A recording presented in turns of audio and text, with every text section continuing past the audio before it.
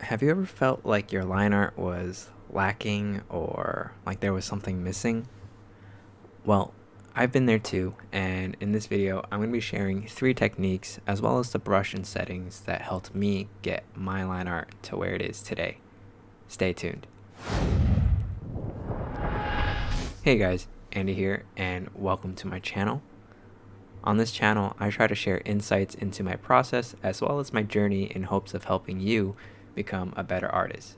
So if you're new here, or if you haven't already, definitely hit that subscribe button for more videos like this. Now if you're ready to take your line art to the next level, let's go ahead and get started. So to start off, I always have a rough sketch to work off of when doing line art. The sketch you see in the background is of a character named Saria from a mobile game I used to play called Arknights. For those of you who may have followed me on Instagram or ArtStation from a little while back, you may recognize this piece. But looking back, I noticed I never painted in her eyebrows. So I'm going to make a few changes to the sketch and we'll be working off of that today. But first, let's go over the tools that we're going to be using. So for this piece and tutorial, I'll be using Photoshop with a Wacom, whatever it is, Wacom Cintiq 16. The techniques and process shown here today can be replicated on any digital drawing software, as well as any pressurized input device or tool.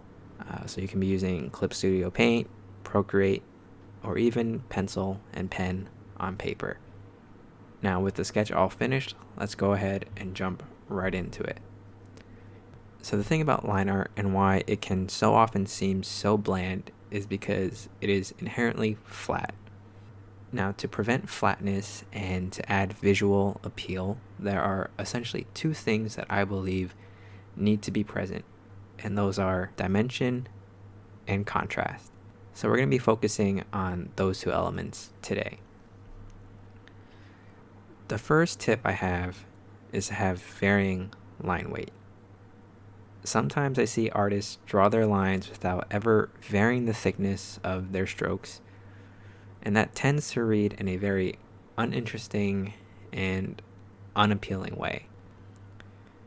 However, there are a few things we can do to fix that, and the first is by turning on pressure sensitivity.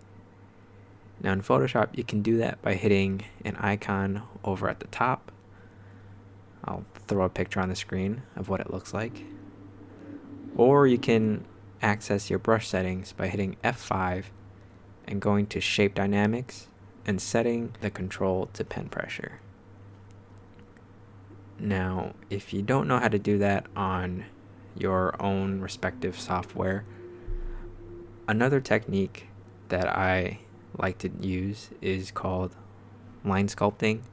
I don't know if that's actually a thing, but I borrowed the term, I learned the term from Keenan Lafferty. Definitely go check out his YouTube channel, super helpful.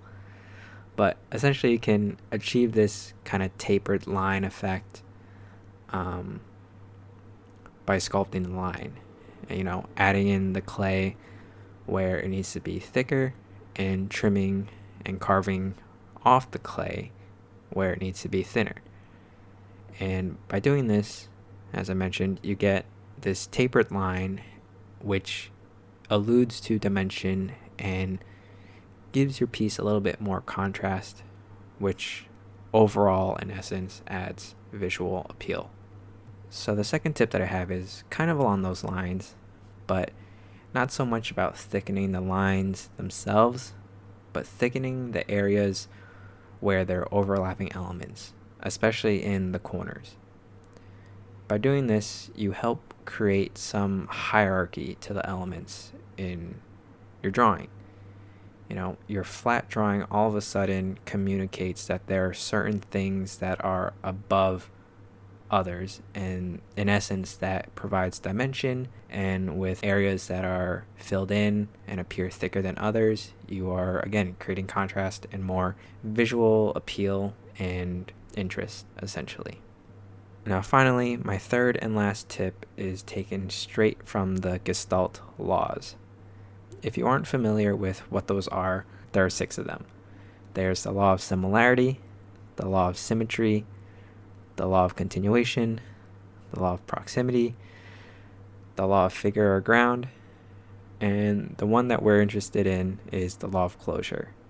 Now, I'm not going to go over all 6 of them, but I will obviously talk about the law of closure, which states that things are grouped together if they seem to complete some entity. Our brains often ignore contradictory information and fill in gaps in information.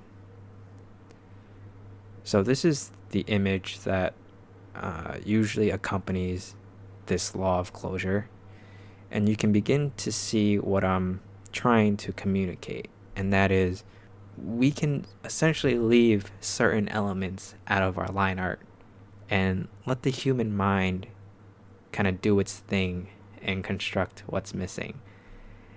And I usually like to employ this technique in areas of my art where the form essentially recedes away from the viewer.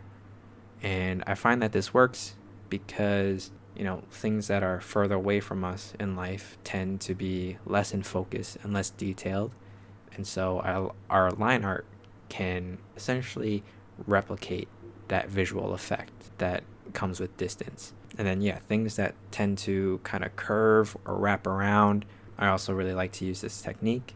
Not only does it help with the drawing because sometimes curves are hard, but again, I think it just adds visual appeal and kind of puts your line art in, again, another dimension. I feel like I'm turning into a broken record, but that's essentially the idea. So those are my 3 main tips for taking your line art to the next level.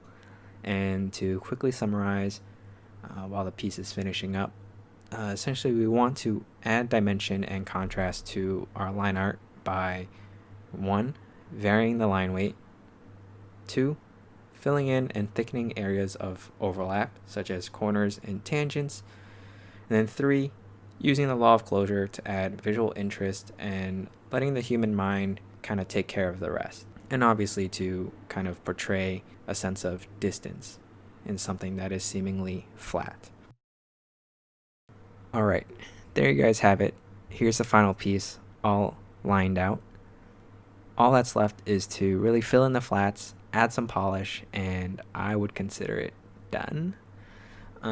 If you'd like to see the rest of the process sped up, definitely head on over to my Instagram and check it out there.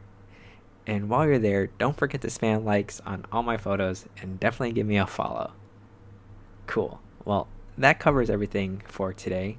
If you like this video, give it a thumbs up, and if you want to see more of this content, definitely subscribe. Now, I will say that this is the first time I've done a tutorial, and I've tried numerous times to do this kind of real time and like talking while I was drawing, and that was actually a lot harder than I expected it to be.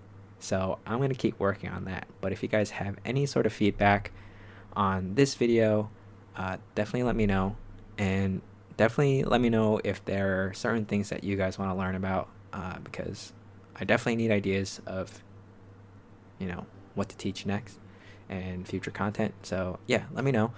And if you guys have any other line art tips that you think I left out and you guys would like to share, definitely let me know in the comment section below. I'd love to learn from you guys as well. And with that, I hope to see you guys in the next one.